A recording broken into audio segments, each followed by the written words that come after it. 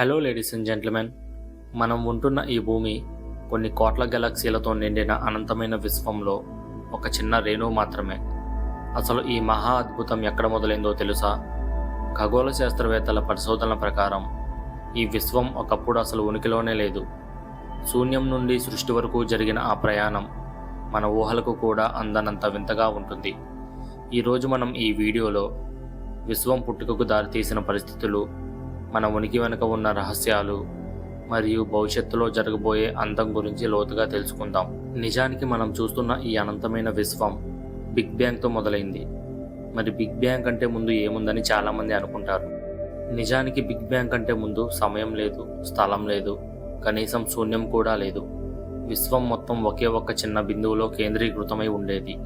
దీన్నే gravitational singularity అంటారు. అసలు అంత పెద్ద విశ్వం ఒక చిన్న బిందువులో ఎలా సాధ్యం అని మీకు అనిపించవచ్చు. వివరంగా చెప్పాలంటే, మీ మొబైల్లో ఒక 10 GB డేటా ఉన్న ఫోల్డర్ను మీరు జిప్ ఫైల్ లాగా కంప్రెస్ చేస్తే అది 1 GBకి తగ్గిపోవచ్చు. కానీ ఆ 1 GB ఫైల్ లోపల 10 GBకి సంబంధించిన ప్రతి బిట్ సమాచారం అలాగే ఉంటుంది. అదేవిధంగా సింగులారిటీ అనే ఆ చిన్న బిందువులో నేడు మనం చూస్తున్న కొన్ని కోట్ల నక్షత్రాలు, గ్రహాలు, గెలాక్సీలకు కావలసిన మ్యాటర్ మరియు ఎనర్జీ అంతా ఇమిడి ఉంటుంది. అయితే ఆ బిందువు అక్కడ సాధారణ స్థితిలో లేదు. అనంతమైన ఉష్ణోగ్రత మరియు ఊహకందని సాంద్రతతో భౌతిక సూత్రాలకు అందని ఒక వింతైన స్థితిలో ఉంది. ఇక్కడ స్పేస్ మరియు టైం అనేవి ఒకదానితో ఒకటి కలిసిపోయి ఉంటాయి. మనకు తెలిసిన భౌతిక శాస్త్ర సూత్రాలు ఇక్కడ అసలు పనిచేయవు. సుమారు 13.8 బిలియన్ సంవత్సరాల క్రితం ఆ చిన్న బిందువు అకస్మాత్తుగా విస్తరించడం ప్రారంభించింది. కేవలం సెకనులో 1,00,000 కోట్ల వంతు సమయంలోనే విశ్వం అణువు పరిమాణం నుండి కొన్ని కాంతి సంవత్సరాల దూరానికి పెరిగింది. దీనినే కాస్మిక్ ఇన్ఫ్లేషన్ అని పిలుస్తారు.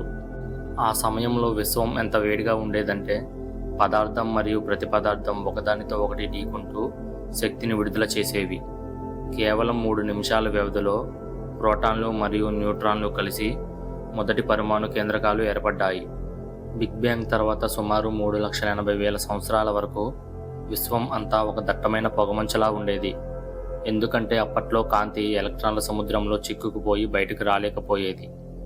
ఎప్పుడైతే విశ్వం చల్లబడి మొదటి హైడ్రోజన్ అణువులు ఏర్పడ్డాయో అప్పుడు కాంతి మొదటిసారి స్వేచ్ఛగా ప్రయాణించింది. నేటికి మనం రేడియో టెలిస్కోప్ల ద్వారా విశ్వం పుట్టినప్పుడు విడుదలైన ఆనాటి కాంతి తరంగాలను చూడవచ్చు. దీన్నే శాస్త్రవేత్తలు కాస్మిక్ మైక్రోవేవ్ బ్యాక్గ్రౌండ్ అని పిలుస్తారు. దీని తర్వాత కొన్ని 100 మిలియన్ సంవత్సరాల పాటు ఎలాంటి నక్షత్రాలు లేని చీకటి యుగం నడిచింది. దీన్నే శాస్త్రవేత్తలు కాస్మిక్ డార్క్ ఏజెస్ అని పిలుస్తారు. చీకటి యుగంలో విశ్వమంతా కేవలం హైడ్రోజన్ మరియు హీలియం వాయువులతో నిండిన మేఘాలు ఉండేవి. వీటిని నెబ్యులా అంటారు. గురుత్వాకర్షణ శక్తి వల్ల మేఘాలు ఒక చోటికి చేరి విపరీతమైన ఒత్తిడితో మొదట నక్షత్రాలు పుట్టాయి. ఈ నక్షత్రాల కేంద్రంలోనే కార్బన్, ఆక్సిజన్ మరియు ఐరన్ వంటి మూలకాలు తయారయ్యాయి. కొన్ని బిలియన్ సంవత్సరాల తర్వాత మన మిల్కీవే గెలాక్సీలో సూర్యుడు మరియు దాని చుట్టూ గ్రహాలు ఏర్పడ్డాయి. అంటే మన శరీరంలో ఉన్న ప్రతి అణువు ఒకప్పుడు ఏదో ఒక నక్షత్రం పేలినప్పుడు వచ్చిన ధూళి నుండే తయారైంది. దీన్నే ప్రసిద్ధ శాస్త్రవేత్త కార్ల్ సాగర్ స్టార్ డస్ట్ అని పిలిచేవారు.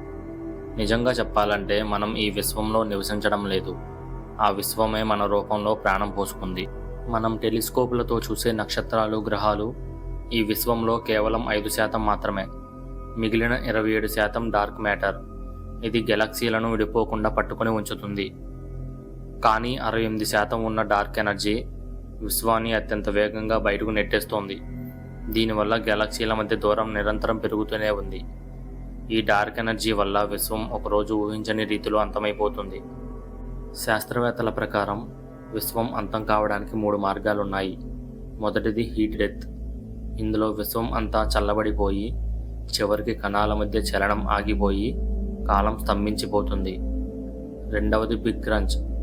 ఇందులో గురుత్వాకర్షణ గెలిచి విశ్వం మళ్ళీ వెనక్కి ముడుచుకుపోయి మరో బిగ్ బ్యాంగ్కు సిద్ధమవుతుంది. మూడవది బిగ్ రిప్. ఇందులో డార్క్ ఎనర్జీ ప్రభావం వల్ల పరమాణువులు కూడా ముక్కలై అంతరిక్షం విచ్ఛిన్నమైపోతుంది. ఈ అనంతమైన కాల ప్రవాహంలో మన జీవితం ఒక మెరుపుతీగ వంటిది. కానీ ఆ మెరుపులోనే విశ్వం యొక్క రహస్యాలను తెలుసుకోగలిగే మేధస్సు మనకుంది. ఈ అద్భుతమైన సృష్టిలో మనం ఉన్నందుకు గర్విద్దాం. ఈ రహస్యాలను అన్వేషిస్తూనే ఉందాం. నా ఈ వీడియో మీకు నచ్చినట్లయితే లైక్ చేయండి, షేర్ చేయండి. మరిన్ని ఆసక్తికరమైన విషయాల కోసం మా ఛానల్ను సబ్స్క్రైబ్ చేసుకోండి. Signing off.